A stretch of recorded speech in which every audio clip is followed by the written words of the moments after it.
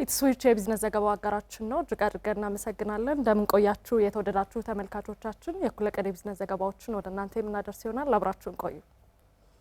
በ2018 በጀት ዓመት የመጀመሪያው ሩብ ዓመት ከ85000 ኩንታል በላይ ሰሊጥና ኩሪ አተር ለውጭ ገበያ ማቅረብ መቻሉን የምዕራብ ጎንደር ዞን ንግድና ገበያ ልማት መምሪያ አስታወቀ። ህገወጥ የምርትና የቁም እንስሳት ዝውውርን ለመክታት ርብርብ እየተደረገ መሆኑም ተገልጿል። በቃሉ ፈረደ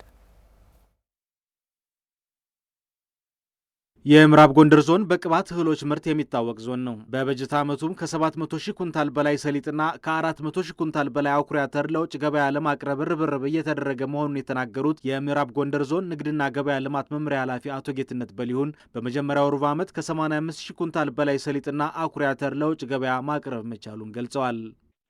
ለኢንዱስትሪና ለኤክስፖርት የሚሆኑ ምርቶች እንደ ሰሊጥ፣ ኩሪ አተር እና ማሾ በስፋት የሚገኝበት ዞን ነው ዞናችን። በተለይ ደግሞ በዚህ ወቅት በሰፊው ምርቱ ወደ ገበያ የሚቀርብበትና የሚጀምርበት ከመሆኑ ጋር ተያይዞ በዚህ በጀት ዓመት ምናልባት ዓመቱን ሙሉ ግን እንሰራበታለን ብለን በቅድ የያዝነው ሰሊጥን ወደ 700,000 ኩንታል በላይ በቅድ ይዘን እስካሁን ባለው 51,887 ኩንታል ሰሊጥ ለውጭ ገበያ ማቅረብ የቻልንበት ሁኔታ ነው ያለ።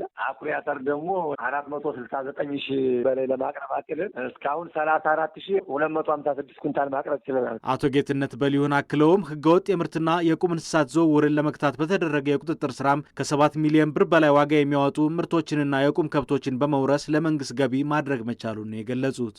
ህገወጥነትን በዚያው መከላከል ስላለብን የአስገዳጅ ምርቶችን ግብይት ወደ ሱዳን እና ወደ ሌሎች እንዳይንቀሳቀስ እዚህም ህገወጥ ግብይት እንዳይኖር የዞን ጥምር ግብረ ኃይል የሚባል አለ። የዞን ቴክኒክ ኮሚቴ ጭምር አቋቁመን እስከታች ድረስ ድጋፍ እየተደረግን የሄድንበት ያለው ሁኔታ ነው ያለ። በዚህም ሲንቀሳቀስ የተገኘ ወደ 235 ኩንታል ይዘን ውርስ ያደረግንበት ሁኔታ ነው ያለ። እነዚህ ብቻ ሳይሆን የቁም እንስሳትም ባለፈው በጀት ዓመት ወደ ሱዳን በድብቅ የመውሰድ ሁኔታ ነበረ። እሱን በመቆጣጠርና ክትትል በማድረግ በዚህም የገንዳው ኳራንታይን ለማስጀመር ወይም የመተማው ጥረት እየተደረገ ነው። እስካሁን ባለው በዚህ ሩብ ዓመት 7,080,092 ብር በመያዝ ውርስ አድርገን ለመንግስት ገቢ አድርገናል ማለት ነው። የኑሮ ውድነትን ለመከላከል በተደረገ የክትትል ስራም ህገወጥ እንቅስቃሴ ባደረጉ ነጋዴዎች ላይ እርምጃ እንደተወሰደ የገለጹት መምሪያ ኃላፊው ለሸማቾች የህብረት ስራ ማህበራት ድጎማ በማድረግም ገበያን ለማረጋጋት እንቅስቃሴ እየተደረገ መሆኑን ተናግረዋል።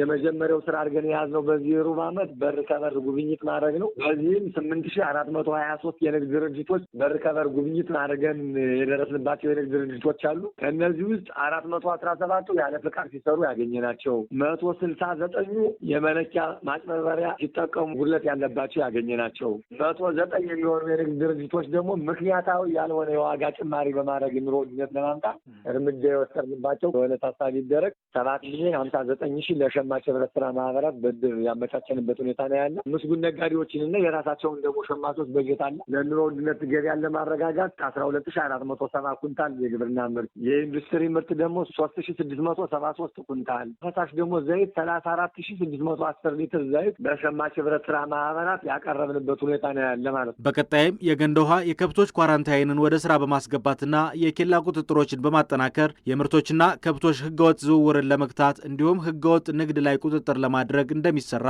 መምሪያ ኃላፊው አቶ ጌትነት ገልጸዋል። በምስራቅ ጎጃም ዞን ያለውን ጸጋ በአግባቡ በመጠቀም ማህበረሰቡን ተጠቃሚ የሚያደርጉ የተለያዩ አምራች ፋብሪካዎች እየተገነቡ መሆናቸው ተገለጸ።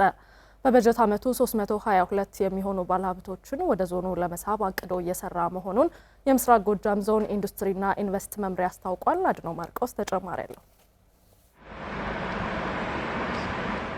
ለኢንዱስትሪና ኢንቨስትመንት ዘርፍ ሰፊ ጸጋ የሚገኝበት ምስራቅ ጎጃም ዞን አሁን ባለሀብቶች ዞኑ ያለውን ሀብት እየተገነዘቡና የኢንቨስትመንት ተሳትፏቸውን እየጨመሩ መሆናቸው ተነግሯል። አቶ አዳናት ትርሰው በዞኑ የኢንቨስትመንት ፈቃድ ከተሰጣቸው ባለሀብቶች መካከል ናቸው። ባለሀብቱ በዞኑ ሞጣ ከተማ በ1.3 ቢሊዮን ብር ካፒታል የተቀናጀ እንስሳት ውጤቶች ማቀነባበሪያና የደን ውጤቶች ፋብሪካ በመገንባት ላይ መሆናቸውን ገልጸዋል። ፋብሪካዎቹ ከ7 ዓመት በፊት ተጀምረው በኮሮና ቫይረስ ወረርሽኝና በግጭቶች የተነሳ ግንባታቸው መጓተቱን የጠቀሱት ባለሀብቱ የደን ውጤቶች ፋብሪካው አሁን ላይ የማሽን ተከላ ስራ ላይ እንደሚገኝ ገልጸዋል። በጦርነት ውስጥ ህይወት እንዳለ እየተረዳን ስንሄድ በመከራም ቢሆን የማሽን ተከላው የዛሬ 7 ወር 8 ወር አካባቢ ተጀምሯል።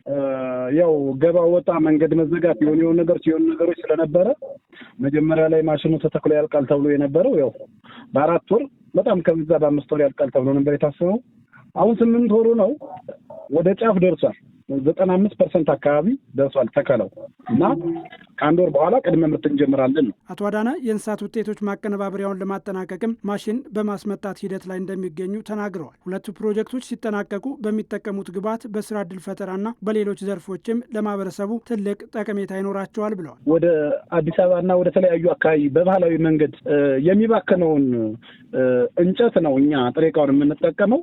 እሱም ደግሞ አካባቢው ላይ ሁሉም ማህበረሰብ ማለት ይቻላል ዝም ብሎ በየጓሮው የተከለውና ሰው ቆርጦ መንገድ ላይ የሚጥለውን አንስተን የተሻለ ገንዘብ ከፍለን ኤክስፖርት እስከማድረግ ድረስ ነው እኛ የምንሄደው እና በዛ ምክንያት ለማህበረሰቡ ጥሩ የገቢ ምንጭ ይሆናል።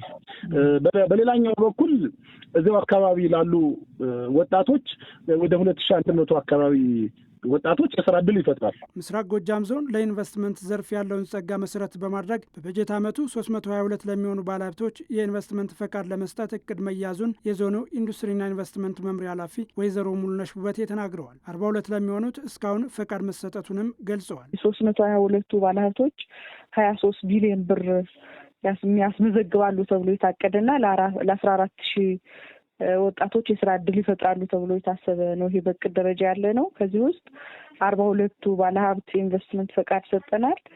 ወደ 0.8 ቢሊዮን ብር አካባቢ ያስመዘገቡ ካፒታል ነው። መድረኮችን በማዘጋጀት ባለሀብቶች ቦታ ከተረከቡ በኋላ ፈጥነው ወደ ግንባታና ምርት እንዲገቡ ለማስቻል ጥረት መደረጉን ያነሱት መምሪያ ኃላፊዋ በተቀመጠው ጊዜ ወደ ግንባታ ላልገቡ 32 ባለሀብቶችም ማስጠንቀቂያ መሰጠቱን ተናግረዋል። ዞናችን ውስጥ 16 ባለሀብቶች ግንባታቸውን አጠናቀዋል።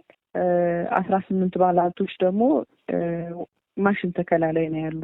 ቀድሞ ከመነጠቃቸው በፊት ወደ ስራ እንዲገቡ የሚያበረታታና በታለመላቸው ጊዜ በወሰዱት ውል መሰረት ወደ ግንባታ እንዲገቡ ለማድረግ የቅድመ ማስጠንቀቂያም ጭምር ስለሆነ አግኝተን ከማወያየትም ባሻገር ፈጥኖ ወደ ስራ ላልገቡት ወደ ስራ እንዲገቡ በሚል የጽሁፍ ማስጠንቀቂያ ለ32 ባለሀብቶች ይሰጠናል። በበጀት ዓመቱ እንደ ኃላፊዋ ገለጻ በምስራቅ ጎጃም ዞን በእንስሳትና እንስሳት ውጤቶች፣ በደን ውጤቶች፣ በዱቄትና በሌሎችም በርካታ ፋብሪካዎች በግንባታና በምርት ስራ ላይ ይገኛሉ። በዞኑ የፋብሪካዎች መስፋፋትም እንደ ክልል ያለውን ጸጋ በአግባቡ ለመጠቀም በስራ ዕድል ፈጠራ፣ በቴክኖሎጂ ሽግግርና ገበያን በማረጋጋት ለማህበረሰቡ ከፍተኛ ጥቅም እንደሚኖራቸውም ገልጸዋል።